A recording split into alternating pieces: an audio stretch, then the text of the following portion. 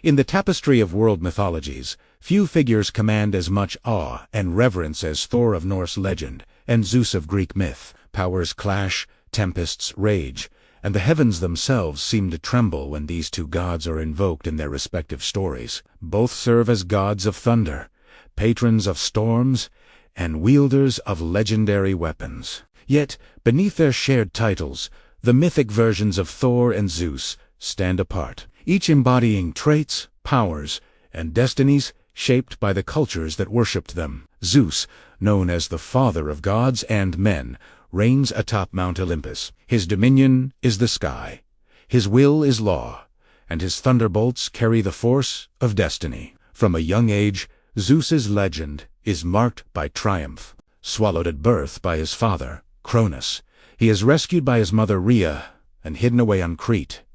There, he grows to manhood, rallies his siblings, and leads a rebellion against the elder Titans. When he frees the Cyclopes, they gift him the ultimate weapon, the Thunderbolt. With its terrifying energy, Zeus overthrows Cronus and claims the throne, becoming undisputed ruler of both gods and mortals. In contrast, Thor is a son of Odin, born not from regicide, but from the nature of the world itself, a god of strength and storms. Ever at the boundary between the ordered realms of gods and the chaotic wilderness of giants, his weapon, the hammer Mjölnir, is less a tool of rule than a shield against chaos. A weapon forged by dwarfs and meant to defend Asgard and Midgard from the encroaching forces beyond. Thor is a wanderer, driving his goat-drawn chariot through the clouds, his hammer summoning thunder, lightning, and rain. Where Zeus sits in judgment, enthroned upon Olympus,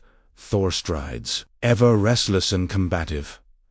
A champion of the gods, ever at war with the giants. The powers these two command reach into the very bones of the earth and sky. Zeus's thunderbolts split mountains and burn forests, a sign not only of his might, but of cosmic order imposed by decree. He can shapeshift into birds or animals, control the weather, and even dictate the fates of mortals and immortals alike. His authority extends to the manipulation of destiny. Often he is the arbiter of fate, his word final. Thor's might is of a different tenor. While he can command the elements, his hammer can summon storms, crush mountains, and slay monsters. His power is direct and unrelenting. Mjölnir always returns to his hand. And with his iron gloves and belt of strength, Thor's raw physical power is unequaled among his kin. Yet, Thor is not invincible. Unlike Zeus, he is fated to die at Ragnarok, the last battle, where he slays the world serpent Jormungandr, but succumbs to its venom. This sense of doom, of courage in the face of inevitable demise, defines Norse myth and Thor's plays in Italiano. Zeus embodies authority and control. He is a king, but also a judge who rewards and punishes as he sees fit. The myths are replete with instances of mortals and even gods who defy him, meeting grim fates. When Prometheus steals fire for humanity, Zeus chains him to a rock. When mortals refuse to honor the gods, Zeus sends floods, storms, or transforms offenders. His power is not just force, but also trickery, transformation, and political cunning. Thor, however, is more straightforward. He rarely disguises himself and is famously direct, even blunt with friend and foe alike. Tales tell of his feats against the frost giants, his thirst for mead, and his journeys to the world's edge to retrieve his hammer or wrestle ancient beings. Where Zeus rules by intelligence and charisma, Thor dominates by force, determination, and integrity. He fights not for personal glory, but for the defense of gods and mankind. Their legacies, too, differ. Zeus's name became synonymous with the very concept of godhood in the Western imagination. Rulers and poets invoked him as the ultimate reference point for power and justice. Thor, meanwhile, lived on at a humbler scale.